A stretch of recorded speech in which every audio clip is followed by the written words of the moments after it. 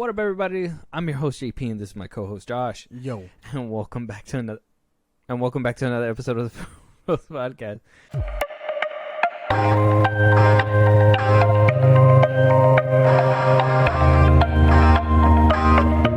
Yo, this Red Bull's fucking me up. I am feeling way too energetic right now. He was about to hit me with that. Damn, that's gnar, bro. That's so gnar. Gnarly. Totally tubular. So, Josh, we did touch up a little bit about on SAG. SAG in the last episode. Obviously, yes. we talked about it. I want to know, out of your rough estimate on top of your head, how much do you think these studios are losing with this strike happening? I'd imagine a good chunk of change, right? Almost close to a mil. Close to a mil. I'd imagine, because what are they paying for, right?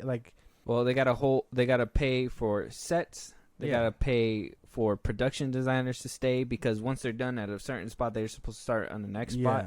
They gotta pay for crew.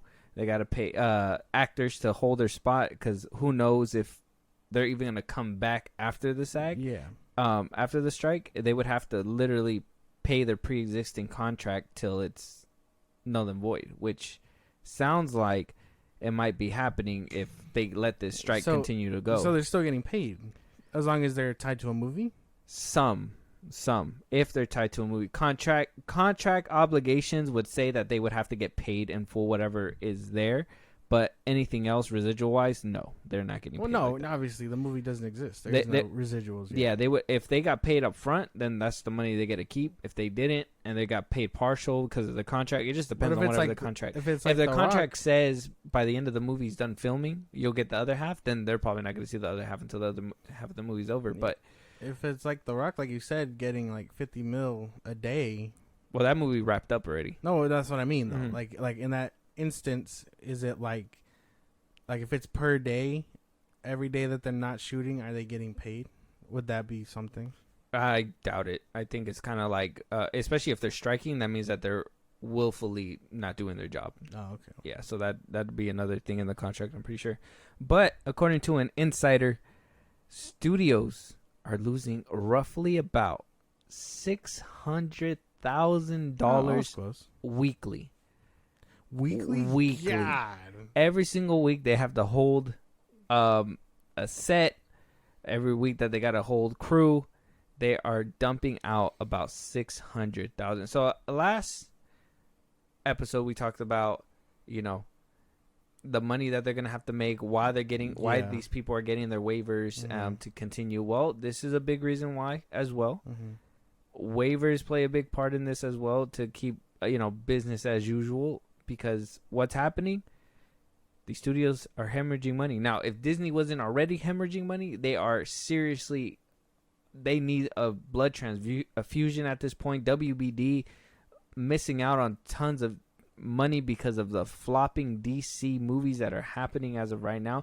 I hear Barbie's making a good chunk of change for them. Barbie's holding up, yeah. I'm hearing that one's doing really well for them. But one movie out of how many did they put out this year, or including? Well, they've all been superhero movies, and then except for Don't Worry, Darling. Last year had Don't Worry, Darling, and that one didn't do that well. No. So I mean, they're getting a hit out of this one, but not out of the hit, not a hit out of the movies that they were expecting were going to be a hit. So they're losing a lot of money. Studios are losing a lot of money. Yeah. I just kind of wanted to give the audience out there a little kind of like a little figure on what they're losing, because this next topic is going to be a doozy. Masters of the Universe over there at Netflix has been completely stricken down. It's no longer happening, but Netflix is saying that they put about $30 million into development. An insider is saying it's about double that, so about $90 million into pre-production for a movie that didn't even come into fruition. They paid for a lead. They were getting in talks for a director. But the biggest what the fuck moment for everybody is that studios are losing all this money. Netflix has been the one that we talked about in a couple old episodes. If you guys want to go check those out, check them out. that Netflix is the one that wanted the strike to happen to get out of a bunch of contracts and deals that they already had made. Yeah. Because if the strike happens, a lot of things become null and void. Mm-hmm. So who knows if they're using this, the strike as an excuse to get rid of this movie altogether. But them spending $90 million, according to them, 30.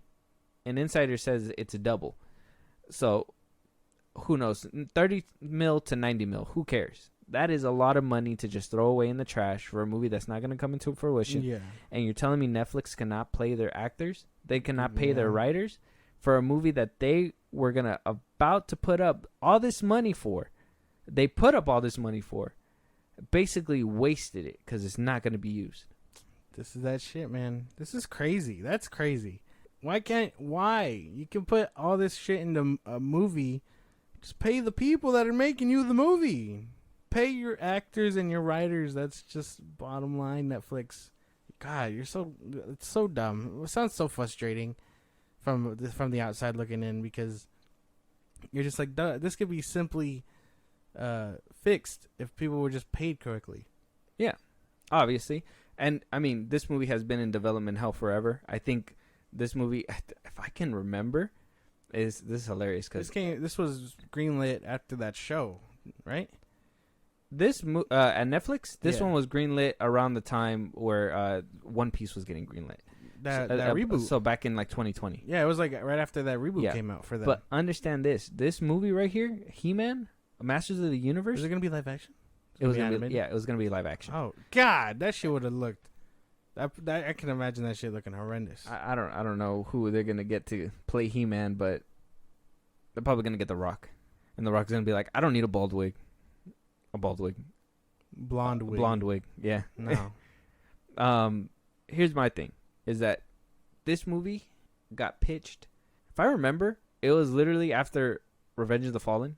And that was like back in 08 or 07 or something like that. Oh, it's been that long. And this movie got shopped around to Sony, 20th Century Fox. I think it went over there to Braun for a little bit. Braun made like Joker and all them. Yeah. They said no. And then it finally landed to Netflix. And Netflix looked like they were getting real serious about this. I think Kevin Smith was even talking about it, saying that it's gonna be really good adaptation or whatever. Just to throw it all away. Now, Mattel is going back to the drawing board and shopping it around once again. I think Amazon is eyeing it this time.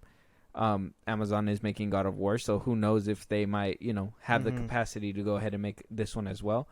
But, yeah, I wasn't rambling for a He-Man. I'm not tripping about the He-Man thing. I'm just more tripping about, like, we're in the middle of a strike, spending all this money for a movie that's not even going to happen. Now, I also too, if that whole Batgirl situation would have happened right now as well, that would have been bad, because there was a movie out there called Batgirl. It was filmed, ready to go. Keaton was in there. I forgot the lead girl's name, but she was in there as Batgirl. And they scrapped it completely for a tax write-off. Yeah. And if they would have done it now, it would have been so bad. So it's a good thing that they got rid of it way ahead of the time. So this coming out, and it, it's kind of like being like, oh, there's kids in Africa who are starving, and then you just throw a cheeseburger in the trash. It's like, well, it depends. I guess it depends on the way you see the world. I mean, some people might be like, well, I don't give a fuck, it's my cheeseburger. And then you have other people that are looking out like, you could have fed somebody with that, I don't know, dude. This sounds insane, though. Not saying that the writers and the actors are starving children from Africa. Not saying that they're starving like that. That's what that's what I know it kind of meant. sounded that way after the fact. I started thinking about it. I was like, it's not that. I was totally like, that's exactly what it sounded like. It was an analogy, but maybe Bob Iger's maybe too close. Bob Iger's the one throwing away cheeseburgers, metaphorically. Zaslav's throwing away whole combos. Steaks. He's throwing out Wagyu steaks, my man. He's just Batgirl. A Wagyu steak? Oh, Don't no, play. not Batgirl. Like The Flash and all that. Technically, Batgirl doesn't exist. What movie are you talking about? No idea. Oh, yeah. Batgirl who? Doesn't exist. Oh, yeah. So, it no longer exists. Yeah. It kind of like just phased out of creation, which is insane that a studio can do that. It didn't phase out of creation. It just got text written off. Doesn't exist. Just got written It off. doesn't exist. What Batgirl movie? It's on the hush hush. At this point, yeah. But like a He-Man movie probably would have done wonders for like anime adaptations, if that makes any sense. He-Man's not an anime. Well, like cartoon adaptations, I guess. Then in a way, it's but also a comic book, isn't it? I think I don't know much about this franchise. Like I don't. you never watched He-Man. You never worried about it. Well, I personally think it's an outdated thing. I don't think it's something that you can actually adapt successfully to live action, and I think that's why it's been forever since they've been shopping it around. I think on paper it sounds like it could do good, but when they say live action, it's like whoa. Like that Netflix animation that they put out, that show, that remake or whatever. I heard it got controversial because they made He-Man a girl. Is that the one that Kevin Smith did? Yes, I want to say yeah. It came out not too long ago. Like it's still like reverse, like fresh. So I imagine Netflix was trying to gas it up to be like, oh yeah, now we're doing a movie. But yeah, no, this IP sounds like it's just outdated. If anything, they should just take it back to phase 1 and try and reintroduce it to younger kids again before even thinking about a movie. Because this is not going to appeal to anyone other than, well, you like 90s babies. Honestly, and even then, I grew up with He-Man, and I can tell you right now, I don't think that would be able to. I don't honestly believe it can transfer to live action. It would have been like another like Speed Racer. Basically, yeah, or it'll be something Dragon like Ball that. Revolution. Yeah, it's too goofy. It's too crazy to be up there. That's why they haven't made a Dragon Ball movie, because it's kind of hard to do something like that in live action. It's not. But they can tackle One Piece. They think that's crazy. Yeah, no. I think animes and all that stuff. I mean, it could be done. It's just more. Same thing with Death Note. That was another anime that just didn't translate well for some reason, according to some people. It's just these ones. They're just too. They live too. If you go into these creations with it in mind that it's gonna be an animated film or show or whatever, you're obviously gonna do shit that you can't do in live action. And there. So when it comes down to it and it's time to re-show that again in live action, you're just scratching your head like, how the fuck they're gonna do it? And then when they don't do it, it's like, what the fuck? They didn't do the thing. And then if they do it and it doesn't match up, it's like, oh, it could have been done better. They didn't try hard enough. And like Dragon Ball, it's very hard to please. Dragon Ball Revolution should be the actual like testament. Like I know we've come a long way in CGI and stuff, and people think it can be done. Because I've seen, I think Japan has been like adapting animes into live action, but nothing too crazy. None of that super powered shit that they got going on. Like simple ones that you can actually bring actors in for, which is, it's fine. It's very simple plots that can do that sort of thing. But I don't think you could do an Attack on Titan live action and have it look good. I think the only movie that I heard is praised to like have that like anime feel, like fight and all that stuff, is Man of Steel. Like that's the only one that I've ever heard anybody be like, that's like an anime fight brought to real life, where like, people are punching through city buildings, doing all this crazy shit, and that's the only one that I've ever heard anybody say, like, live action wise, like, this is the closest thing we've got to an anime fight. Yeah, and tackling mystical things like that in anime would be tougher too, because a lot of anime stuff is like, oh, this exists simply because it can. You know what I mean? Like, there's no, like, it's not like comics when we adapt like the Flash or whatever, for say, like, we know about the Speed Force. We can wrap our heads around this thing that pushes Barry to run fast, right? Like, but a lot of anime stuff is just like, well, why can he do that? Because he trained all his life and now he can just one punch things. You know what I mean? Like, it's a lot of like made up shit pushed to the extreme. While in comic book adaptations, comic book movies, they take the time to wrap your head around the science of the thing, Yeah. Like He-Man, I'll tell you right now, one thing that won't translate well, Skeletor. There's no way that's going to happen. Is a literal skeleton / human that is hell-bent on, revenge on He-Man, and he talks like this. Like, it's like that one in live action. Again.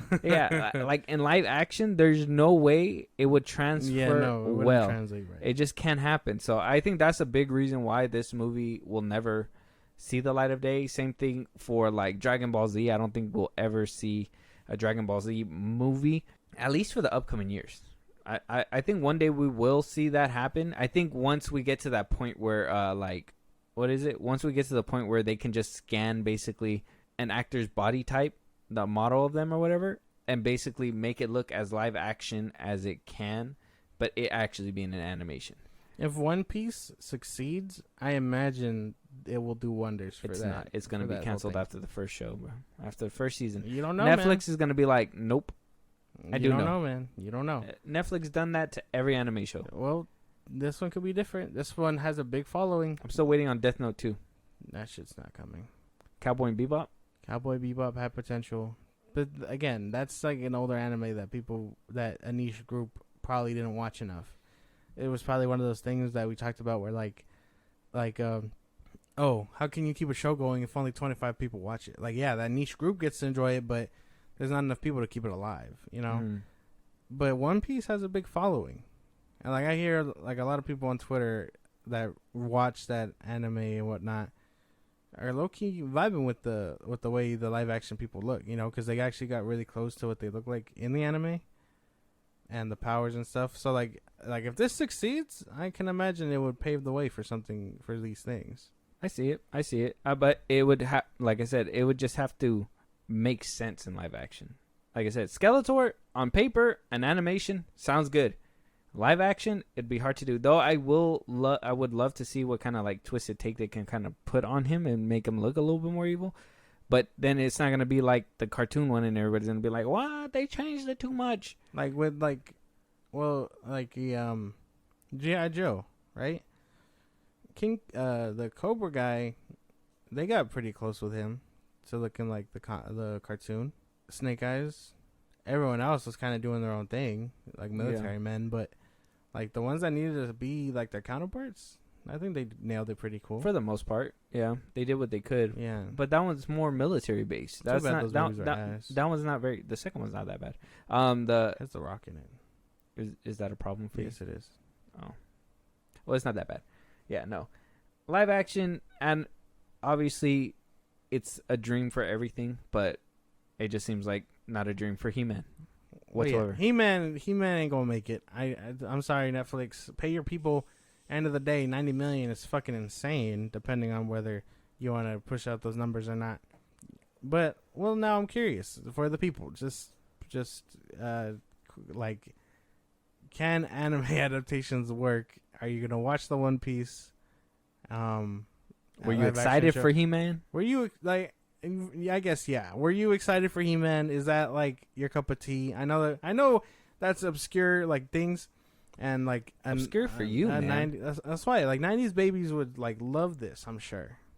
You know what I mean? Like why are you just attacking me for? I don't like this. That's the general audience. You know what I mean? I would say 90s and 80s babies. Yeah, 100%. That's like that's the group that would enjoy this the most. And like sorry that you had to wait almost. I don't know when the show came out. Hella years before you got a live action movie, but yeah. Yeah.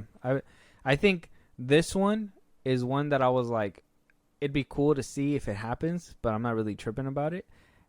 I think one that I've been waiting for and hoping that we see a live action, and I know there's rumblings out there, but I don't think it's coming to fruition just yet, is a Gargoyles movie.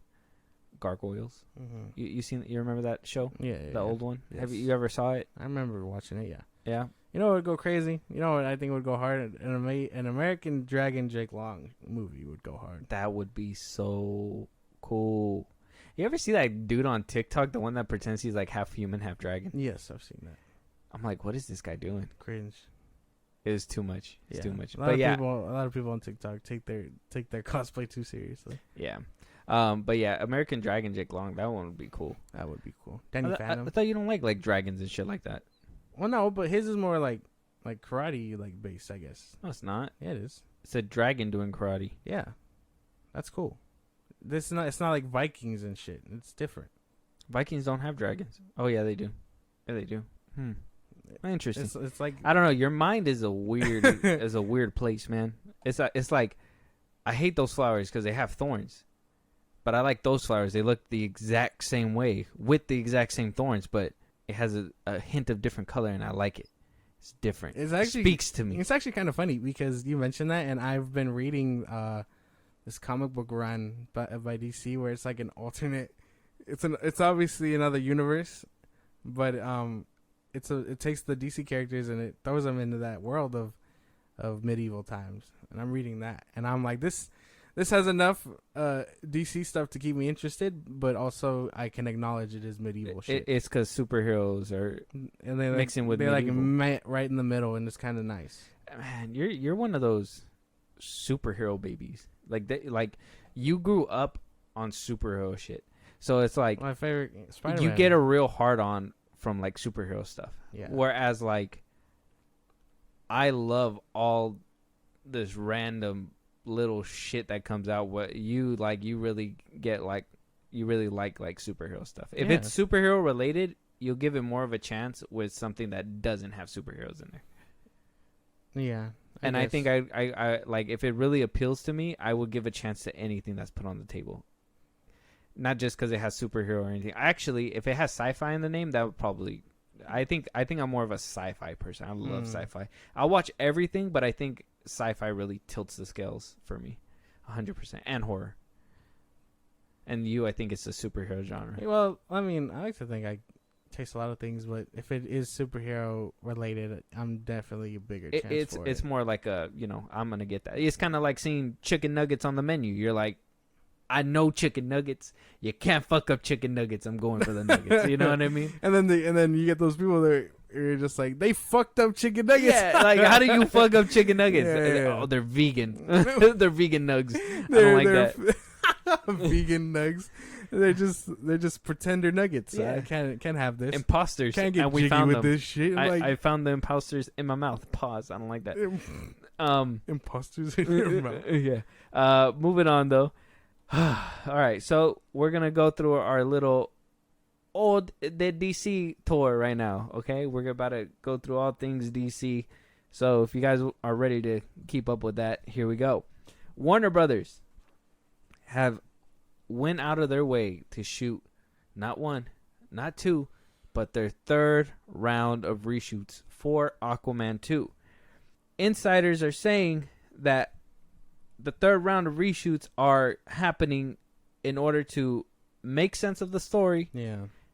Obviously, we already know we had two Batman in there at one point. We had Keaton's Batman in there because, let's be honest, this movie has went through 3 different regimes, right? Mm-hmm. We had the Hamada regime.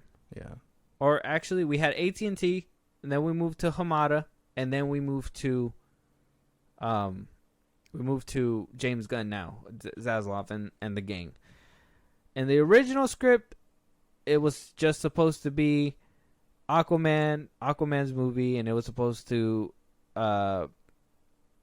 be right off of the first one, right after Justice League, but things changed. Yeah. Just Aquaman 1 had a completely different layout. Zack Snyder got booted out. It is what it is. They went a different direction. Hamada said, how the hell are we going to move on and make people forget all about the DCU that happened with Man of Steel, BVS, Batman vs. Superman, and Zack Snyder's Justice League, Wonder Woman, and all that. He decided, we're going to go a different direction, and we're going to change the Batman. So, that's going to lead us to the original ending of The Flash. We're going to kind of bunch these together, so try to keep up with me, guys.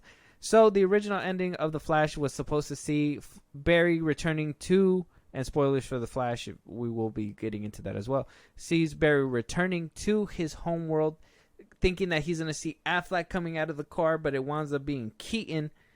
Keaton wound up coming out. Supergirl was supposed to survive and be the Superman or Supergirl, superhuman being of that universe, and we were going to see Keaton go into Aquaman 2, and basically Walter Hamada kind of described it as Michael Keaton's Batman as the Nick Fury of that universe. So we would see him not only in Aquaman 2, but we were going to see him in Batgirl. Yeah. But like you said, it doesn't exist. Mm-hmm. What Batgirl movie? They wound up completely getting rid of that movie for a tax write-off once it wound up going into the hands of Zaslav. Now, James Gunn is the DC Studios head along with Peter Safran. And every single viewing of this movie seems to get worse and worse. Nobody seems to like it. Mm-hmm. They're trying to make sense of the movie while as taking a big chunk of Batman out of there. So, at one point during the transition, Affleck's Batman was supposed to be in there as well. I know you guys were saying, oh, 2 Batman. They were going to switch out Keaton's Batman for Ben Affleck's Batman. Because at one point, at the end of The Flash, this was the second ending that they were going to go with if the movie did really well. Yeah. Way before James Gunn came in, was we're going to see Ben Affleck at the end of the movie, okay? See him in sporting a new suit, silver and black. And we're going to see him in the multiverse, but we're going to see basically Ben Affleck, Henry Cavill, Supergirl, Sasha Calle's Supergirl, and Gal Gadot's Wonder Woman basically living in this universe. A soft reboot, if you will, instead of a hard reboot that Walter Hamada wanted to do. A softer reboot, and we're going to see Ben Affleck be in Aquaman 2. Now, they got to completely cut all those out because James Gunn says that he doesn't want any promises that any of these Batmen are going to move on into the future because he's going to be going in his own direction. So, here we are. What is this? In the middle of a strike, July 23rd. We're at the third cut of Aquaman 2. It hasn't got any better. A lot of people will say that it's still dog shit. Yeah.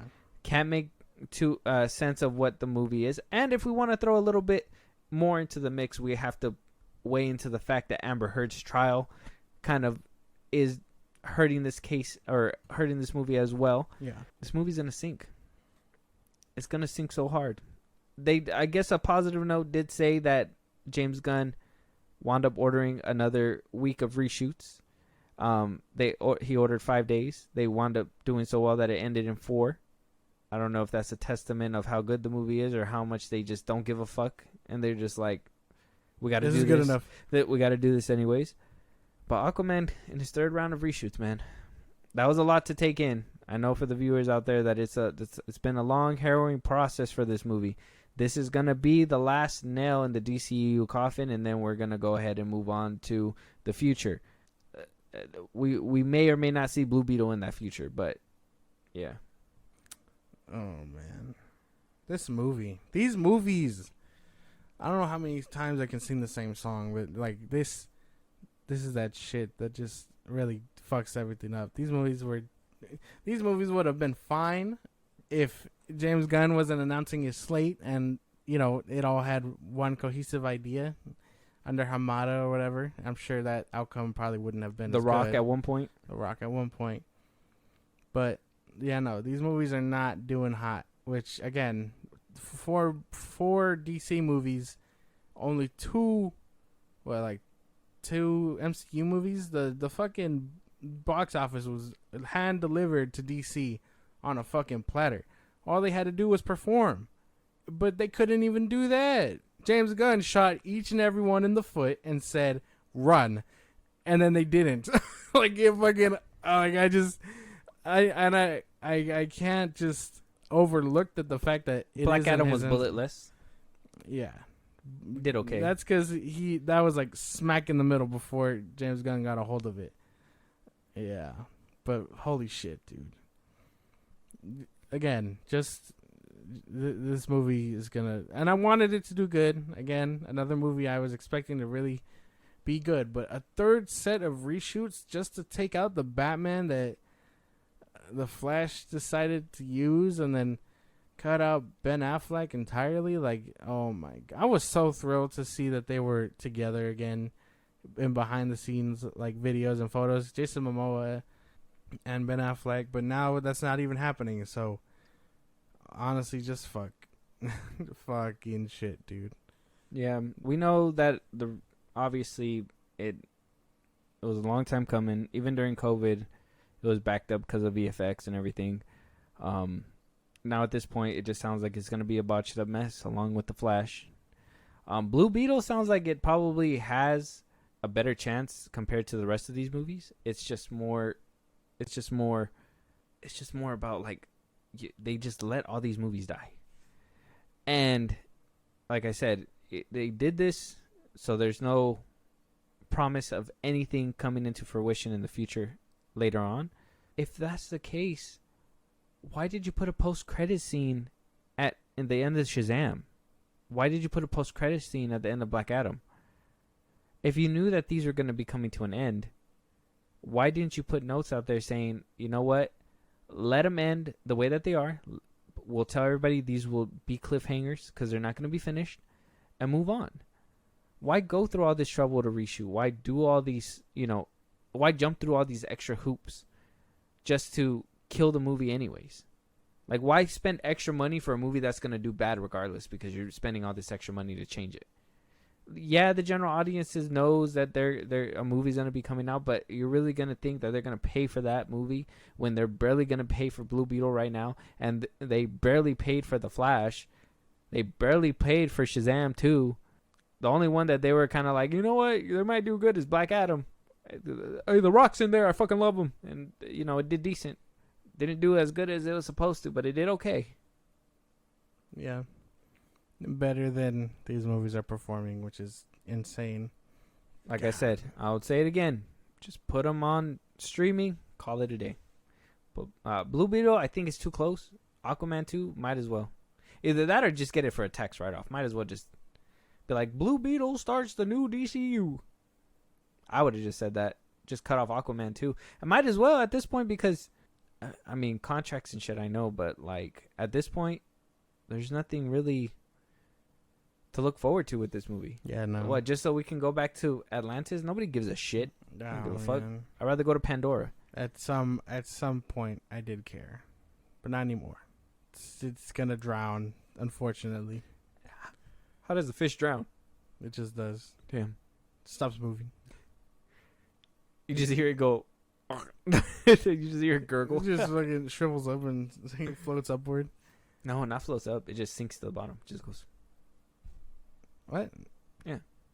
A fish dies, it goes up. No. Water makes it heavy.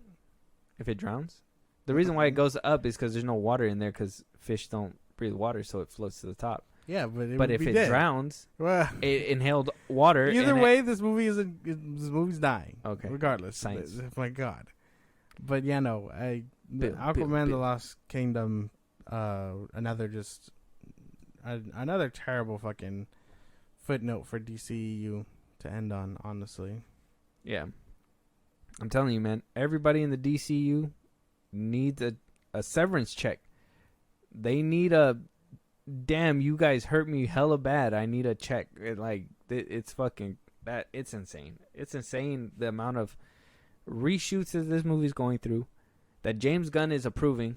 Okay, like I said, could have easily saved them a lot more money if they would have just said, these movies are gonna end with Aquaman 2. There will be some cliffhangers, but we're not gonna reshoot them. Kind of like what they did with Zack Snyder's Justice League. This was my intention. This is the way that I want to see the movie. Yeah. They're going to be cliffhangers. They may never come into fruition, but just so you guys can see what I wanted to put out. Isn't James Gunn for artistic integrity? Didn't he say that he likes when an artist sees their vision realized? Why wouldn't you allow Andy Muschietti to put out the movie? I seen the deleted scenes from the Flash movie, and it's going to kind of move us over to this one. But, the endings of the Flash, right? The different endings. Why not have just left it on the note that it was, with Keaton being the last Batman, right, or whatever? Or if by the time James Gunn got a hold of it, it was Ben Affleck, so it was already a done deal. Leave Ben Affleck in Aquaman 2. Say that it's gonna end in a cliffhanger or whatever. It might, or maybe just change it completely. At least the ending to leave it at a satisfying ending. Mm-hmm. But why completely botch these movies? The deleted scenes from The Flash too, taking out the whole Keaton's reason why he stopped, and taking away, adding that depth to like why he went crazy, just so they can, do away with him at the end in a different way. Like that would have built it up more suspense, but it seems like they rather have cutted that out so it didn't tell a broader story or promise a broader story, and keep it dumb and simple and just move on. Basically, I don't know, man. I don't know why they do the shit they do. This cohesiveness that they want to try and put out better make fucking sense by the end of it all. Like Superman Legacy better tie this shit up, because there's no way you shoot these movies in the foot. Tell them to also stick around, because these movies are gonna lead the way for the all stars, and Superman and whatever else. You know what I mean? Like, this sounds terrible and ridiculous. And I saw those, and I saw those deleted scenes also, and it doesn't help. I don't think it helps.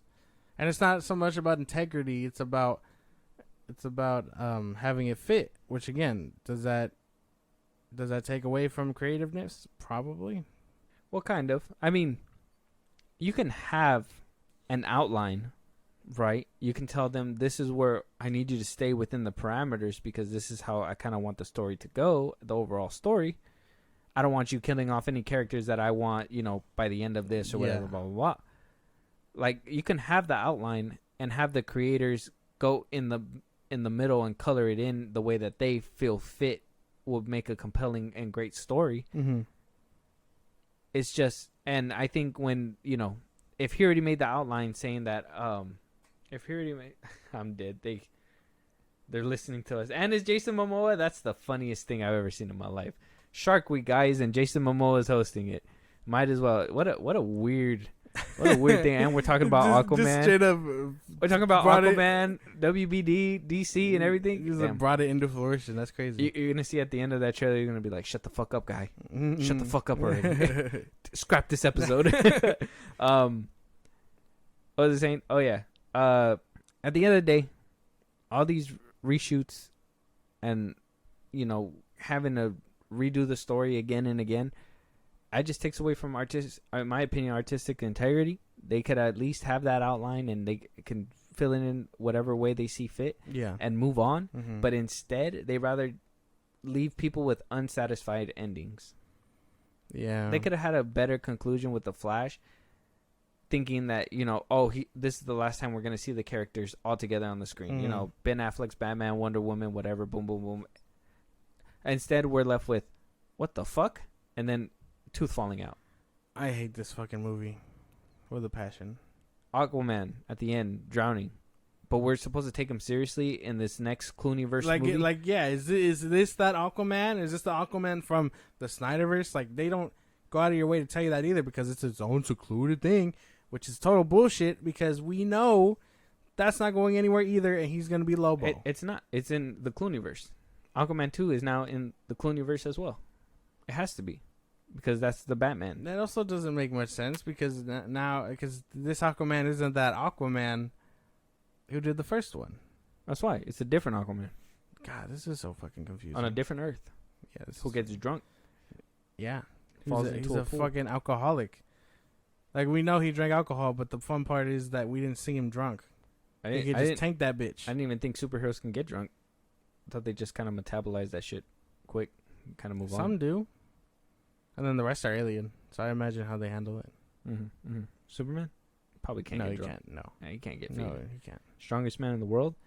Bullets can't penetrate him, but Tito's can? I don't know, man.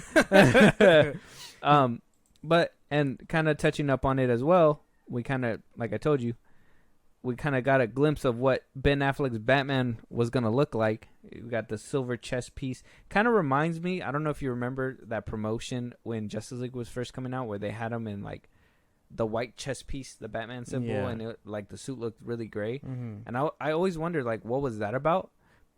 I wonder if they were going to lead to something like this, or if they knew that one day they were going to use one of those suits. Probably. Most likely. Mm-hmm.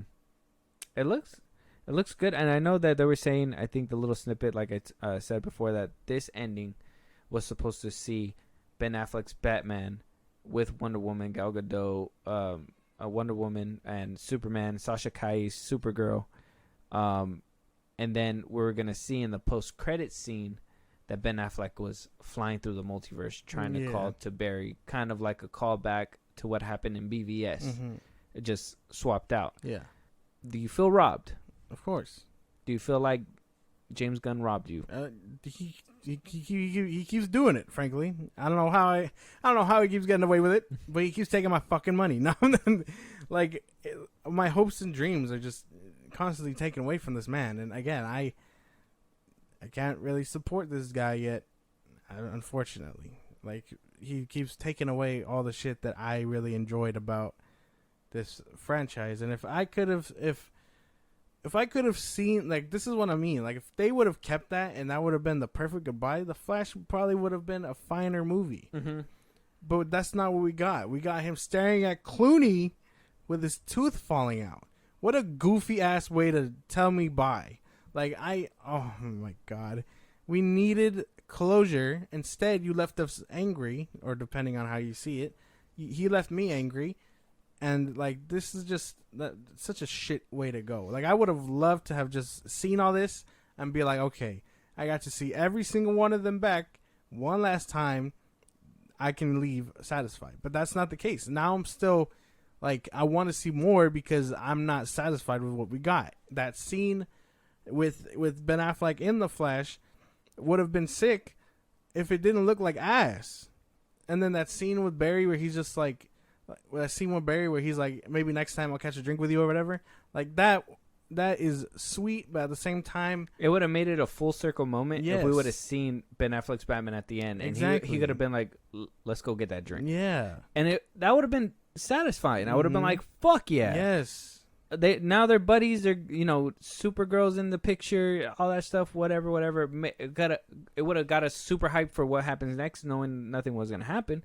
And yeah, it would have had more campaigns, and it would have more divided fan base. I understand, but then you take, like I said, you take out this one, right? You don't want any indication that anything's happening in the future, but yet, like I said, Black Adam, Henry Cavill, you left him in there. Maybe we can give him that pass because he wasn't the head of the studio at the time. But then we move on to Shazam. What happens at the end? I mean, it's played on as a gag, but the fucking slug thing comes out, right? And then he's supposed to break out. Maybe we see him in the third part, whatever. Yeah. That's still us looking forward to something. Now nobody's clamoring for a Shazam 3, but I'm just saying that, it made us look forward to something. Same thing with him getting recruited by Hardcourt in the gang. That was okay to try to fruition into the future, but this right here, as leaving it as a cliffhanger, is worse than the Hardcourt cliffhanger. It doesn't make any sense. Like, regardless, they're all cliffhangers. Regardless, like I said, nobody's clamoring for Shazam 3. Maybe this would have made more people clamor for a Batfleck movie again. But I mean, in my head, I don't think anybody. Well, at least from what I've seen, it's still a thing where people are wanting a Batfleck movie. So I don't know. I don't know how much from the general audience wants that, but I personally would love to see a Batfleck movie. But we would have been the minority. Like you said, we would have been that 25 people who want to see a Batfleck movie while they're already moving on with their new DC universe. Maybe Jensen Ackles is the... I keep saying Ankles, man. Ackles is still, the Batman of this one or whatever. But at the end of the day, cliffhanger's a cliffhanger, and we're never going to see nothing come from it. God, that's so annoying, though. Like, I would have... Like, again, you just needed the perfect end-off for Snyder fans, but they couldn't even deliver that. And now you're telling us you're taking away Ben Affleck in the Aquaman, and you're just like, well, that's fucked too, because now there's nothing for those majority of fans to go see this movie. If I was Ben Affleck, I'd be pissed. I mean, I wonder if he got paid for it, but I'd be pissed. He thought The Flash was going to be the last time. They said, nah, you're going to come back. He said, cool, I'll come back. Comes back, does a scene, gets it scrapped, comes back, does a whole scene for Aquaman 2, or multiple scenes, because apparently Keaton was going to be in multiple scenes, so he was basically going to fill in for what Keaton was doing, and that gets completely scrapped. So he basically showed up to the WB lot twice or three times after The Flash, just so he can continue, him willing to continue, and scrapped. That's why James Gunn didn't put him in the credits. That's why that fool said, I'd never do a fucking DC film for your dumbass. It's for this shit. It's for this shit. Like, why? It doesn't make any sense why. Besides, I don't want people to think about these people when my new thing comes out. You're already making us think about it because you're literally deliberately not letting us have a happy ending. Mm-hmm. You're not giving us a happy ending. You're fucking going at us with sandpaper. It's bullshit. Get the lotion. I don't need sandpaper. We need lotion. It's crazy. Yeah, no. It just doesn't work. And, like, he can say it's for continuity or whatever, but it's obviously because he just wants to be done. But again, he'll pick and choose what he wants to keep. So it doesn't matter anyway. Some bullshit. But last stop on the DC tour, Blue Beetle. The director says that you should go watch this movie because James Gunn gave it the seal of approval. James Gunn gave The Flash the seal of approval. Oh fuck! This just ruins my whole topic. But let's jump into it anyway. With an interview with Total Film, not the director but the star himself. What's his name? Xylo? Yeah, Xolo Merinduena. Yes, yeah. Xylo Merinduena. Hopefully that's right. He said that James Gunn seen his movie and gave positive reviews. Yeah. And this is what he said to Total Film. I just remember James Gunn has this really excited energy to him all the time. But them coming into the position of the movie already being made and then being like, all right, let's see what we have here. It's very rewarding for them to actually respond well to it and enjoy it. They had their notes here and there, story-wise, but I think in capturing the essence of Jaime and the Reyes family, they think we did a really great job. I don't give a fuck about that. I don't give a shit. I don't give a shit if you captured the essence of Reyes. I care about what kind of story we're getting now. Because obviously the notes that he gave, what I'm assuming the notes that James Gunn gave to the director for the movie had to do with story-wise because of the direction it was going, because this movie was going to be another movie that was going to set up something in the Hamadaverse. Yeah. Because this movie was under development during Hamada when he was making the changes to Aquaman 2 to put Batfleck in there. Yeah. Not Hamada, sorry. Pammy DeLuca and her partner, because when Hamada exited, Pammy DeLuca wanted to try to get the Justice League characters back to try to give them one last hurrah. So I think Blue Beetle was going to follow the Hamadaverse, but also kind of curve into whatever Pam DeLuca was doing. Like I said, so many hands in the fucking in the kitchen. It's fucking ridiculous. It's good that we're finally getting one cook again. It's just we don't know if that cook can cook correctly, and we don't know if he's going to be allowed to even cook at all because of what happened to the last one. WB course corrected hard with Zack Snyder. Hella hard. Who's to say they don't do it again with James Gunn? Yeah. And that's what he's doing with this movie as well. He's course correcting with this movie. And so I have no doubt that they can make a good Blue Beetle movie with, honestly, the head actor, he looks like a good Jaime. I'm not even saying, I think my issues with this movie isn't necessarily with the way the character looks like is being portrayed in the trailers. It's more of how cheap everything looks, how the story's going to turn out, knowing how Shazam turned out, and Black Adam, and obviously The Flash. Black Adam wasn't the worst, but at the end of the day, it still had a lot of issues, in my opinion, story-wise. So, what do you think about all this? I'm not too sure about where the story is going. I know from the trailers we get quite a bit, but this just feels like another MCU thing. This feels like I'm gonna be watching an MCU movie but with a DC character. I never wanted that. If people did, I mean, good for them. You're getting what you wanted, but I never wanted this.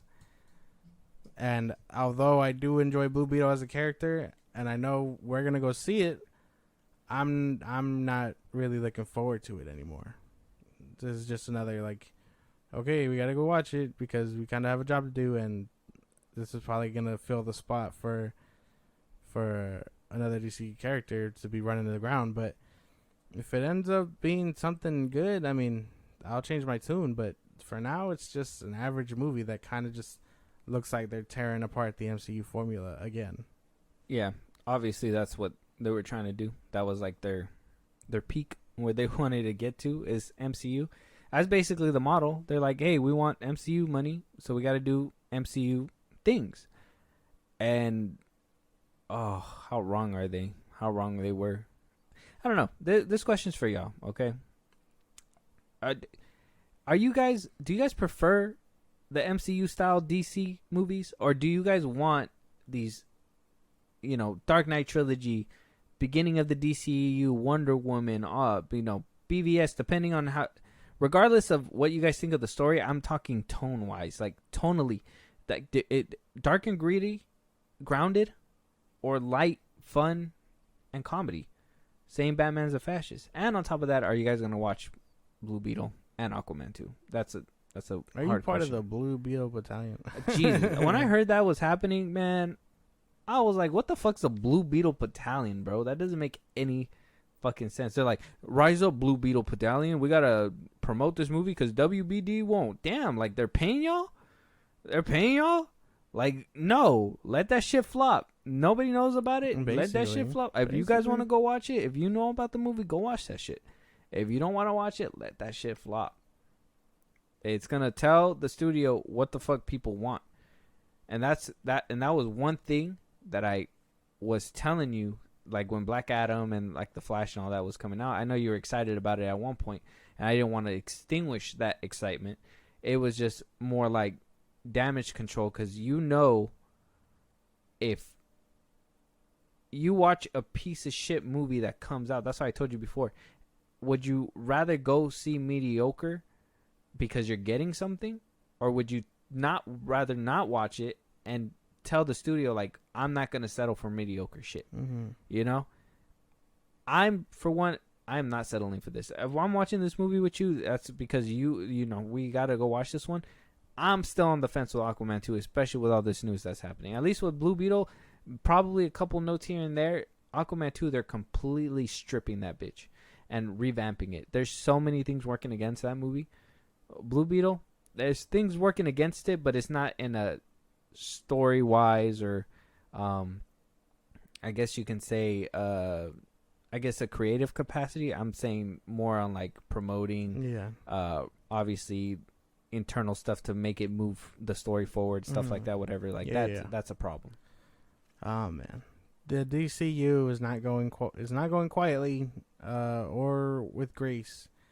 It's clearly drowning, and we are just quite literally watching it go. Is doing an Amber Heard shit in the bed.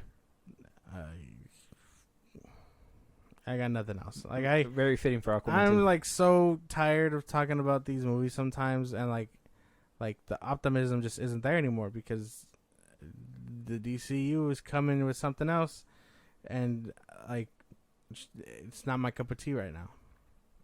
My cup of tea was taken from me many moons ago. Damn. Don't sound too hurt now. No. Don't let these people take your tears. No. Don't give them your dignity for free. This is exactly what James Gunn wanted. When they appointed that man and everyone was like, "Oh, he's taking away Cavill." That's exactly what they wanted. All right. Well, before we move on topics, how are you feeling about Aquaman 2? I know you said Blue Beetle. I know you say Blue Beetle we're going to go watch, but are you still feeling like we're going to go watch Aquaman 2 in theaters? I need a trailer. Let's say we can totally skip out on it if we wanted to. I guess with the knowledge that you know right now, do you feel like you can sit through that movie? No, I couldn't. But again, I need a trailer first. I need to know what I'm looking at before I make that judgment call. And I know they said they'll drop a trailer at New York Comic-Con or whatever. But like, we are almost in September. We are quite literally a month away from September, and that's even closer to their deadline. So, if they're gonna drop a trailer, it needs to be soon. I need to see something to give me some glimpse of hope, because I really did like the first one. Well, they got till December. I mean, might as well just dump it there. It's a holiday season. You know what I mean? Not a lot of people are gonna go watch it. I think it has a doomed track record as well. It's just might as well just put it to streaming. I know they're probably gonna have to redo contracts for streaming purposes, but I mean, might as well. Jason Momoa will be alright though. He's gonna be Lobo. Yeah, he'll be Lobo. It's all good. But before we move on, anything, I don't want to know any animosity towards the next topics coming up. So if you got anything to say about James Gunn, now's your chance. Go ahead. Is there more James Gunn related topics? No, we're actually moving on to Star Wars. Oh, then no, we're good. We're good. We're good to close the page on this. I don't know. You balled up your fist a little bit there. No. I'm chilling. Like I've made my spiel that James Gunn is not good. I'm not looking forward to Superman Legacy. I don't give two fucks about the characters he's introducing. We'll be alright. So wait, you're not excited for his new DCU at all? Not anymore. Well, I mean, I'm not saying I have excitement, I don't. but I will say I'm still willing to give it a shot. The excitement isn't there. I don't know any of these characters other than Superman, and I don't trust him with Superman. I know Supergirl. I've read the comics. I can vibe with her for a little bit. Swamp Thing, cool, but I don't know anyone else. And I know that's his formula. Don't give me shit for that. I know it's his formula. But you can't roll out the B-listers without the A-listers. Like, that's my big thing. You know what I mean? And that's not even, like, to sound disrespectful. Genuinely, like, I know what I read, and that's a lot of Superman, Batman, Justice League type shit. You cannot sell me B-listers without giving me A-listers. Like, I don't know who the creature commandos are, dog. Yeah. Like, I don't even, you know. Yeah.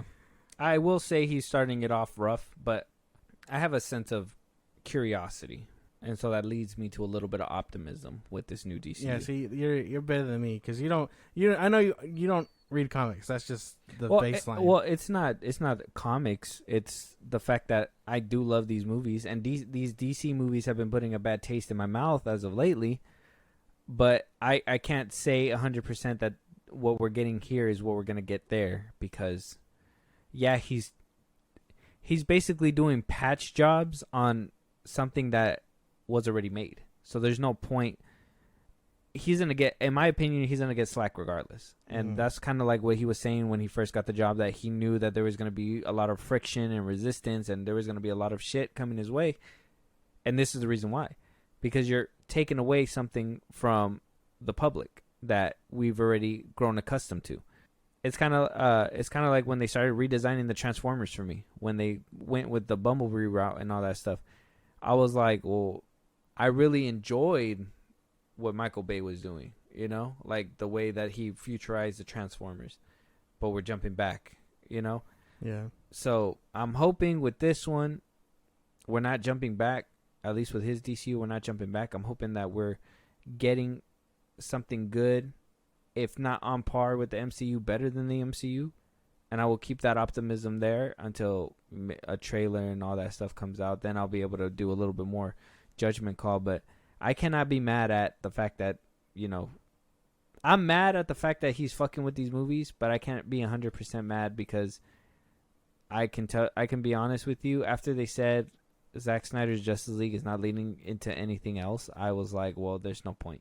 And then when I heard that Keaton was going to be basically the newest Batman, I was already like, I think at that point, that's when I was checked out. Mm-hmm. So like these ones, when they were rolling by, I already knew that it was going to be shit at the end of the rainbow. I'm sorry that you had to get slapped in the face about it, but you know, it happens. That's messed up. It happens. Yeah, slapped in the face. But moving on, Lando showrunner coming out saying that we might not even be getting this show anymore. So Justin, it's a funny name. Justin, I want to say it's Seaman. So Justin Seaman, his name is spelled. His last name is spelled S-I-M-I-E-N. Simon? Justin Simon? No, it has to be Seaman. Oh, I don't know. Hopefully, I'm gonna call it Seaman anyways. I don't even care. So Justin, the showrunner for Lando, basically came out and said that there has been no movement with this show whatsoever. We did hear back in 2020 that they were developing this Disney Plus series. Yeah. A lot of people were wondering whether or not Donald Glover was going to come back. Mm-hmm. He did seemingly confirm, I think, in 2021. I think it was on like Instagram. It was at that Star Wars event back then. He wasn't there, was he? Yeah, he was. I heard him announce something, but I don't remember where he was. Yeah, he was on the red carpet for something, or I forget where he was. And they asked him, yeah, that he had music in the vault coming out, and that they were talking about Star Wars. Okay, I seen that on Instagram. Yeah. Okay, there you go.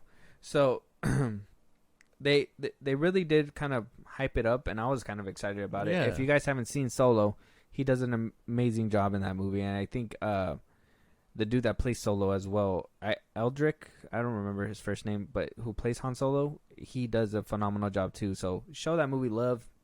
I know a lot of people had a bad taste in their mouths from The Last Jedi, but Solo is actually a generally good movie, especially with Donald Glover. Now, this is what Justin said to the direct. He says, I certainly poured my heart and spent a lot of time working with them to put together a really great show. It feels like everybody loves it, and I was told we had to put a pause on it because of scheduling. The next update I got was in 2020, some years ago. I don't know. I have no idea what's going on with it. So 3 years since the last time he talked about it, back in 2020. Mm-hmm. I don't think we're getting this show. I think this was another fucking piece of shit thing that Kathleen Kennedy did, where she was like, oh, this is such a good idea. I'm going to announce it tomorrow or tonight. And she did that, and here we are. Not going to get it again. Yeah, no. Even though I was kind of looking forward to this, too. Like, I know after Solo said that this was coming or whatever. But yeah, no. It's probably not. And I wish it was. He was a really good Lando. I'm so mad. I'm hoping they still come out with something, but with this strike happening as well, that's most definitely not going to happen either. I honestly believe this is another, situation where Kathleen Kennedy came out, said something, and just changed her mind one day. I don't know. She just wakes up and is like, oh, that Lando project, I don't want to do that anymore. Yeah, no. It's been a rough time to be a Star Wars fan. Yeah. And I'll say right now with that one too, I'm still trying to be optimistic. Like I told you, Star Wars is like the one thing like through and through I know 100%. It's a big ship. I know it through and through. That's why I feel like this one is harder for me to give up on. I feel like this is my DC. And so and I'm really hoping that it takes a turnaround and we get something good. I've been waiting for his return for a while. I actually been waiting on a Solo too. Yeah. But, I don't think that's ever going to happen. Yeah, no. Damn. Because Star Wars does have a lot of projects where they just, like, won't do because they're scared. But they know we love Ahsoka and all that shit, so they're willing to roll out whatever they can for those characters. No, I think that's just Filoni's soft spot. Because I think at one point Ahsoka was supposed to die at the end of the Clone Wars. And Filoni kind of changed that because he really liked that character. So I think that's the Filoni thing. Oh, yeah, but even then, Rebels too. They kind of that's his thing too. They kind of just stopped showing original trilogy love in general, I think. Star Wars? Yeah. They stopped showing the original trilogy love? Yeah. They made Rogue One. Was that was the last thing they did then? Like, what are you talking about? That was years ago, man. What do you mean? And then they made the what's the other one? I don't know. What's the other one?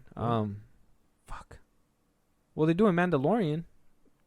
That's post original trilogy. Yeah, but they're still adding into the sequels. They're adding to that with Luke, and they're bridging the gap to the Force Awakens. Yeah, but that's not still same. Adding. It's not the same. Still adding. No. Solo. Adding. No. That doesn't count as adding to the original trilogy? I don't think so. When is Andor set again? It's literally right after episode 3.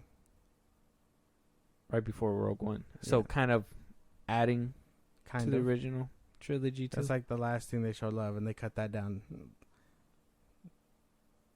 Obi-Wan? That's kind of showing love. Kind of. But not really. Depending on how you look at. From a certain point of view, if you would say. But yeah, no, I don't think so. I think they kind of just really skipped out on the original trilogy. And I think that's just them trying to respect George Lucas's vision for it being his first original trilogy. I think they're doing their best to. I think they want to, but then at the same time as well, how are you gonna get a young Luke, young Han, young Leia unless they recast? And that's something that they can't do. At least with the prequel trilogy, it's still fairly newer, relatively newer. Yeah, so they have an easier time diving in between those, and though it is George Lucas's like vision, we can all agree. I think the prequels are more flawed than the original trilogy, so I think adding that nuance to them kind of helps.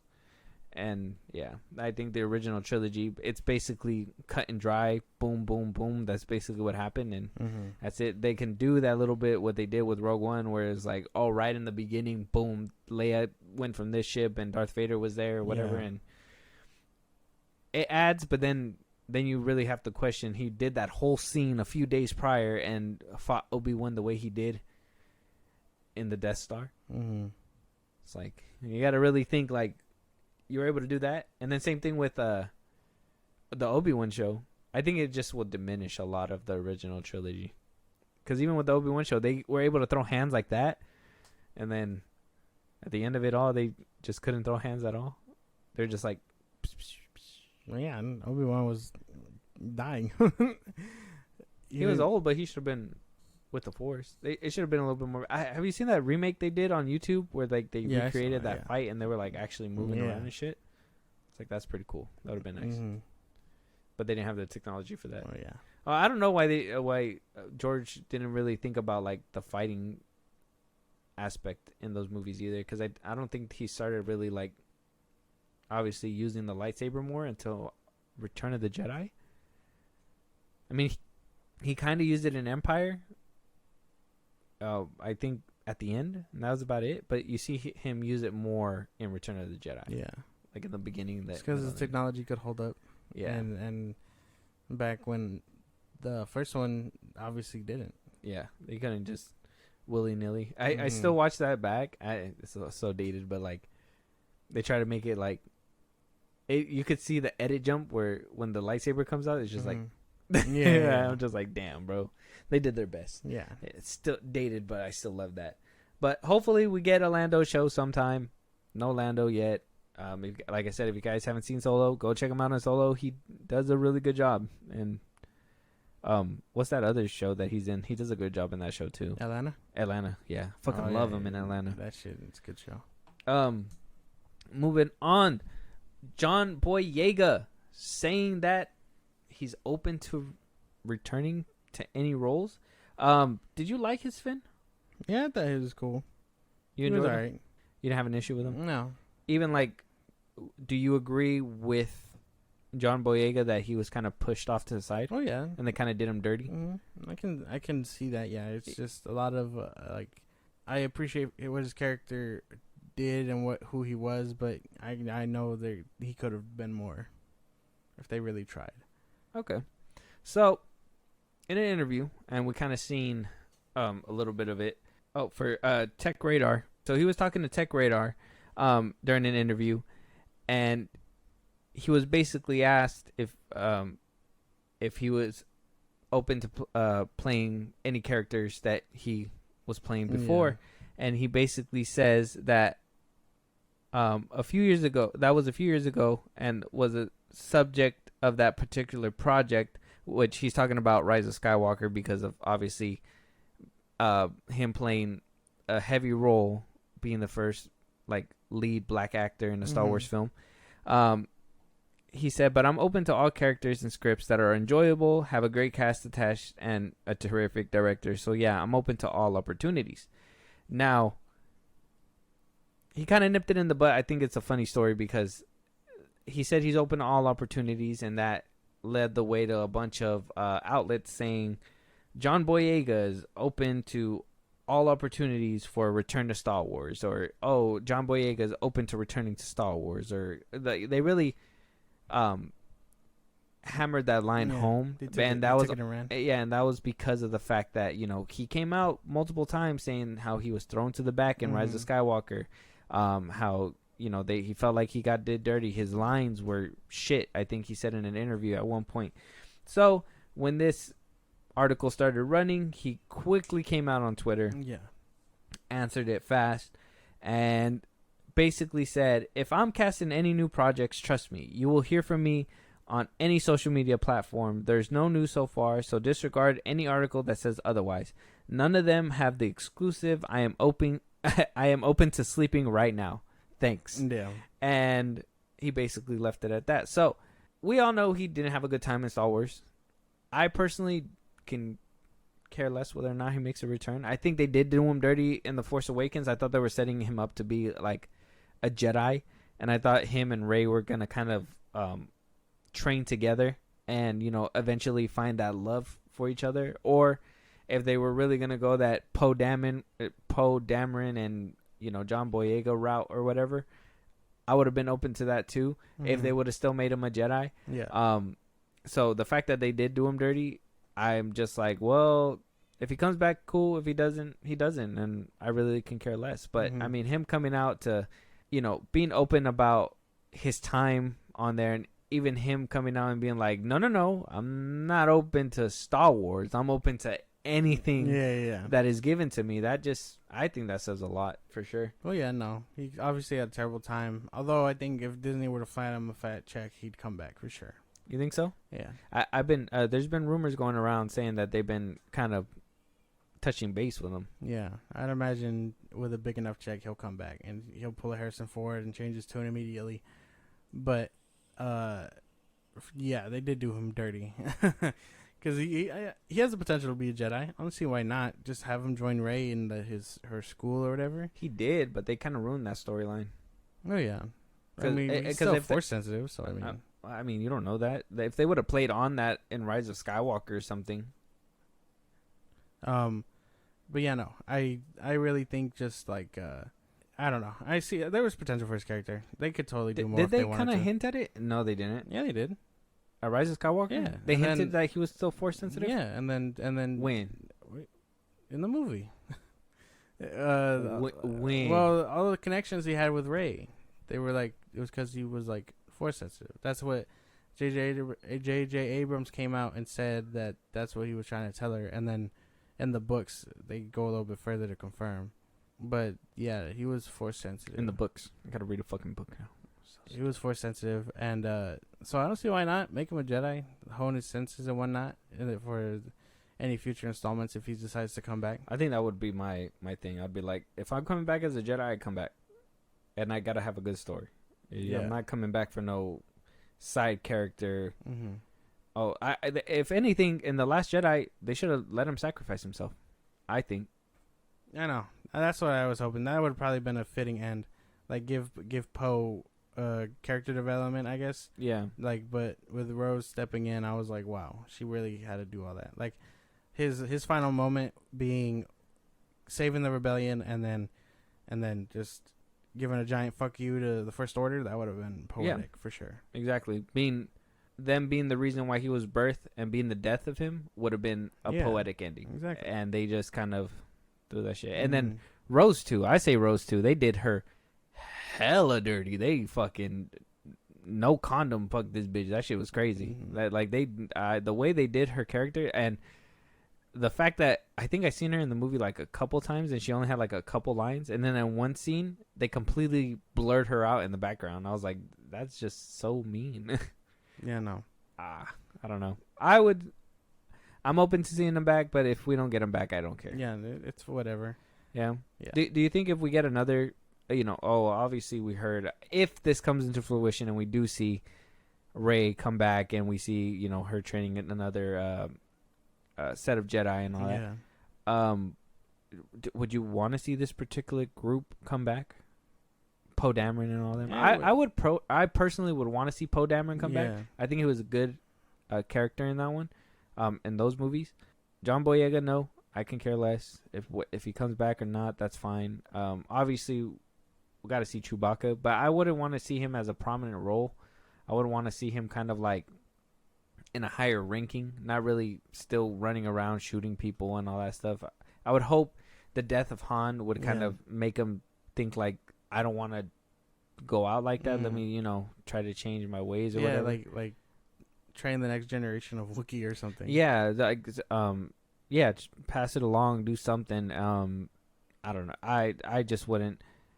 To be honest, if we didn't see Rey again, I'd be okay with Rey not coming back. But since it is her movie, I guess I'd be okay with her coming back. Like imagine if we see, we don't know if he exists any longer outside of Bad Batch, but what's his name? Gungi. Like, imagine we see him training Jedi or whatever. Like, that would be cool. Mm-hmm. But like, I would want to see Poe Dameron again. Like, I would prefer to see the entire trio come back. If I'm being for real, like, that would be cool. Have Rey, Boyega, and have them be the sort of guides that Han, Leia, and Luke were to them, or not, or maybe not Han, right? Or Han for Rey, I guess. It's kind of hard to do that when Rey fucking does everything. Shut up. But like I would, that would be nice to see. Yeah. You don't like when I'm right. It is what it is. No. Don't get you started. Yeah, no.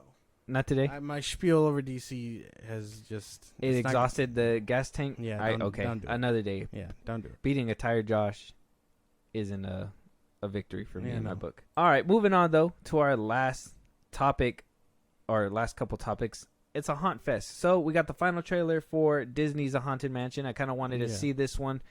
I got to see it again because I don't think any of the trailers really teetered me to want to be like, yeah, I want to see this one. The first one kind of did it for me. The first one interested me. The second one kind of pushed me back out just a little bit. So I'm hoping this final one, if I can see a little bit more Jamie Lee Curtis, maybe a little bit more of like the actors doing their thing. Yeah. I think it'll push me. It'll sway me a little bit. And then our first trailer is going to be A Haunting in Venice. It's coming to theaters September 15th, around the time that Zendaya movie's coming out, Challengers. Funny. It's called A Haunting in Venice. It's supposed to be post-World War II in Venice on Hallows Eve. We're supposed to see... Who's in this movie? Mark Gordon, Michael Green. Yeah, I don't know. I guess we'll have to see the trailer to see who's in it. But I just wanted to see another horror movie. I was hearing Insidious wasn't that good of a movie. Have you heard it? Have you heard anything? I haven't heard anything good or bad. No, I heard a couple of people see it and they're like, it wasn't that good. So I'm hoping, because even with the Pope's Exorcist, yeah, that one too. I heard that one was kind of weak too. So I'm hoping that horror isn't taking a dip again. I'm mad because we were just thriving so hard with Scream and a few horror movies like Midsommar. A24 has been killing it in the horror game. I know. What's the one that recently came out? Barbarian. That one was crazy. I know I wasn't a fan of the new Evil Dead that came out. Evil Dead Rise. A few misses in the horror genre this year, and I've been kind of hoping that they're not going back to their ways. Yeah. So pray for me. Mm-hmm. Let's watch this trailer, and hopefully it intrigues us. I still got to watch Boogeyman. Yeah. I got to watch Boogeyman. I'm hoping that one is 100% raw. Mm-hmm. I have not seen it yet. I got to watch that one. Yeah. But let's watch this trailer. Let's watch it. Come on, horror. Don't let me down. Hercule Poirot, I've found something. I've looked at it from every which way. I am the smartest person I ever met, and I can't figure it out, so I came to the second. You are up to something, my friend. I've seen a million of these so-called psychics, each one a fake. I do not believe in psychics. Come with me to a seance. Spot the con I can't. Detective, you are here to discredit me, but I can talk to the dead. I'd give all I have to hear my daughter's voice. If someone wants to be heard, we are here. Listening.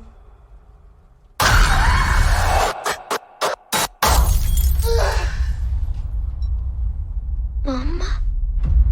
Alicia? What is happening?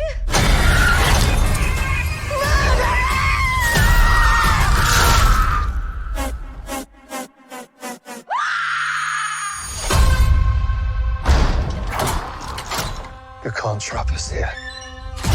Somebody is dead. No one shall leave this place until I know who did it. A ghost killed her. There must be a rational answer for all of this. Just admit that you are up against something bigger than you.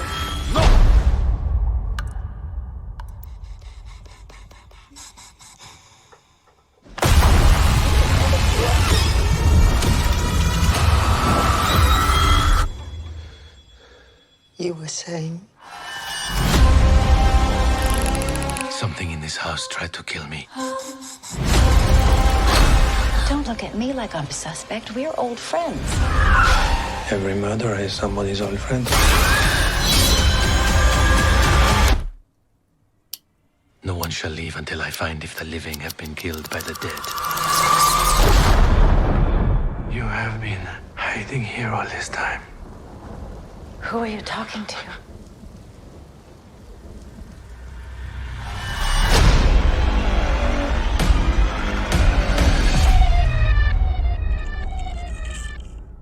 Looks pretty good. Yeah, Another not a murder gore mystery. fest. Yeah, not a gore fest. A nice little murder mystery. Seems like it's gonna have some scares in there. Yeah. Yeah.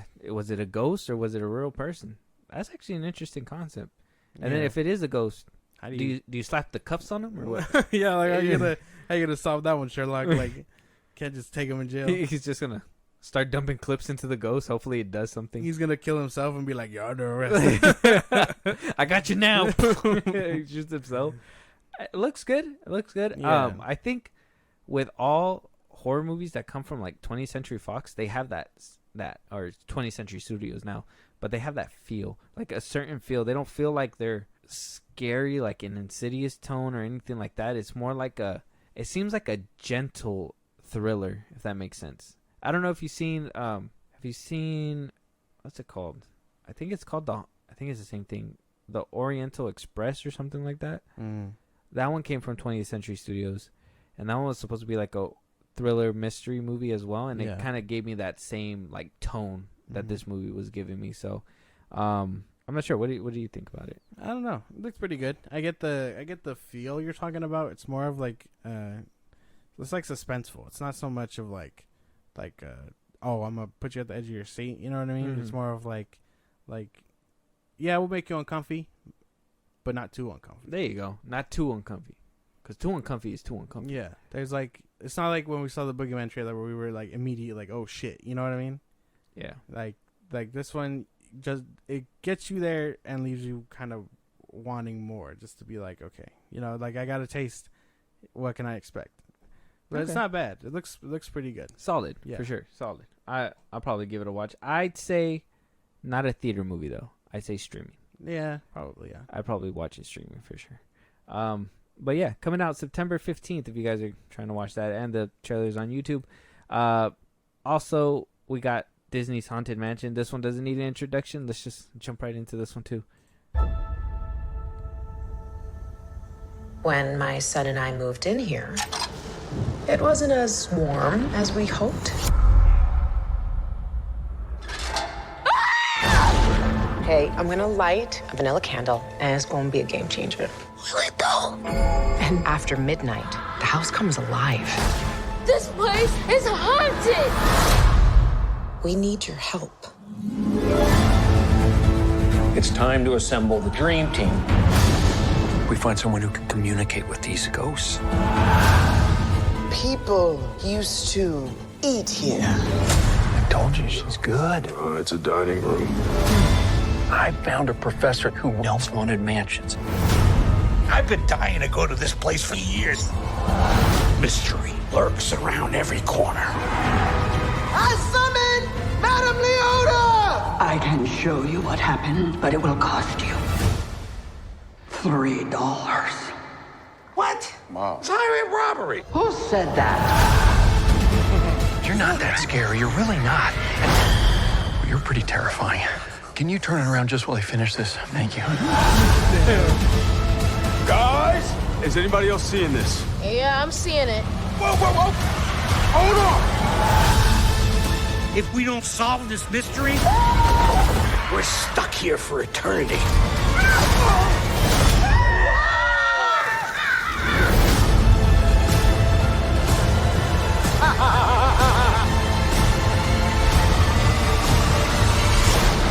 Surprise. You're all in for a treat.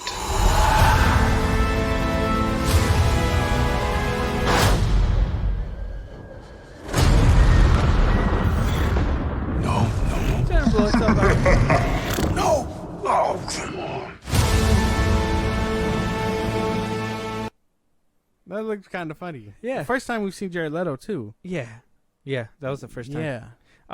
And I don't think the other trailers showed off the comedy, and I think that's what I was waiting for.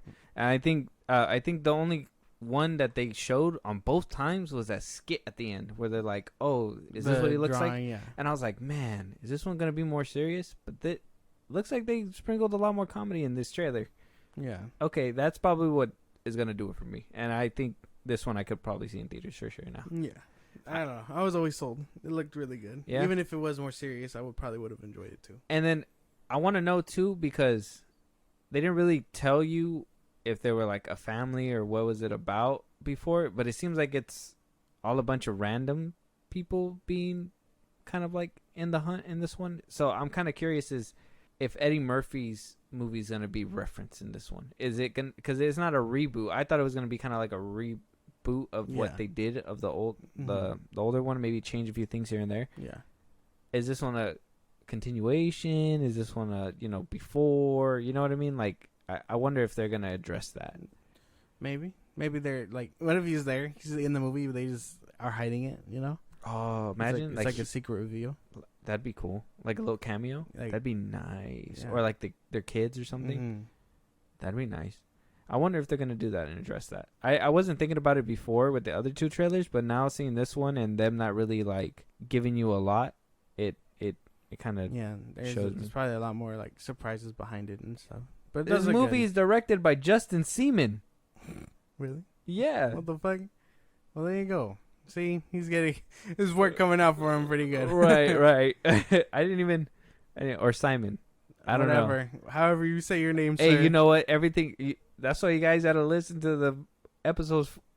It comes full circle sometimes. It comes full circle. Like Shark Week with Jason Momoa and WBD, Jason Seaman not getting Lando. Right. But getting Haunted Mansion. It all comes full circle. Yeah, all full circle. So, very good. I think that's a good note to end it on. But if there's anything we didn't talk about, any topics that you guys wanted us to talk about, but we just didn't get around to, a movie you guys want us to review, you guys want to interact with us or support us in a big way, Josh, let them know what they can let us know. Twitter, TikTok, Instagram at FilmBros Podcast. We post when new episodes are up. You can hit us up there. Listen to us on the go anywhere you get your podcasts. Again, that's just YouTube Music, YouTube Podcasts, Spotify, Apple Podcasts.